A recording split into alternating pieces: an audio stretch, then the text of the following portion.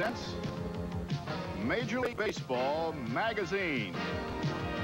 This week's cover story. Resource Center is a group of developmentally disabled people, and I was involved in a season ticket program which helped those guys. And the Expos basically gave them a day here, and there's Marquis Grissom, Kevin Malone, all these folks, and you were the spokesman for the program. I remember that piece very well. I mean, it was a 2.5 or 3 minute piece, as I recall. It was for a show I hosted for 6 years, Major League Baseball Magazine on ESPN. And I remember a girl from Jamestown called me. I think her name was Anne Marie Farrell. She was a disc jockey. And I remember I said, "What do you do?" She said, "I play tunes." And I thought that was kind of cool. That was the way she described her job. She said, "I play tunes." And she told me about everything. I said, "Well, look, get me what you can and I'll see what we can do." And if I recall, Don Werner was here as the manager of the team, and he was a friend of mine from Richmond. He played for the Richmond Braves when I did the Richmond games. And he was here, so I had a special interest because I talked to the girl, and I knew Don Werner, so I wanted it to be really good. And I remember one night working in the middle of the night trying to do it, just little fine touches. She sent me audio, she sent me video that she had done. I was just trying to switch it around a little bit, keep the story the same. I think I wrote it, and it was a good example of something you do, and you want it to be good. But once you've done it, you know, you're doing zillions of things like that every week, it's gone. Right. And you don't know if anyone sees it or not. And it was a great surprise last year on opening day when we had the luncheon out there that you mentioned it had been used for years, and it was, you know, a good thing here. And I remember it, and I wanted it to be good, but I just had no idea. So that taught me a lot. Well,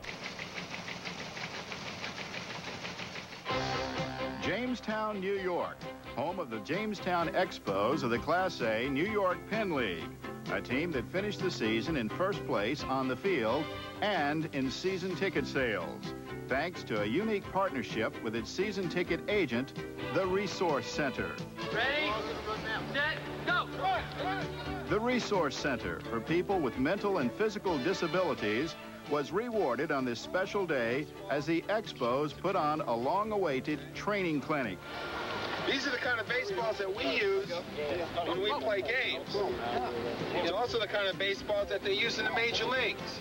The Resource Center Raiders, a disabled softball team, picked up some pointers from the Expos and also made a few themselves. Well, that kind of brings you back down to earth a little bit. You know, you're dealing with these type of kids and realize how fortunate you are being in the position you are in. I have a lot of compassion for people that are less fortunate than I, and I think that God has blessed me with a lot of abilities and talents, and I feel that when I can share that with someone a little bit less fortunate, I get a special feeling inside. The Raiders were instructed in many phases of the game of baseball and then played a simulated game with their Expo heroes. The two teams worked together side by side and really got into the swing of things.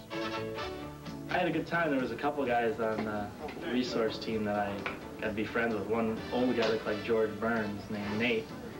We had a good time, you know. They want to play. They want to play just as bad as we do, you know. The Resource Center sold almost 500 season tickets, of which a percentage goes back to the center for recreational equipment. But of course, the benefits go much deeper than that. It was a good experience. So the first time I had a chance to really do a clinic like that. I think the guys that participated really enjoyed it, and I wouldn't mind doing another one. I think I got as much out of it as they did, working with them, seeing them have as much fun as they were having, and we were also having a lot of fun too, so I think it was a lot of fun for everybody involved. A little time, a little kindness, and for the disabled who took part, a team picture that's worth 1,000 words.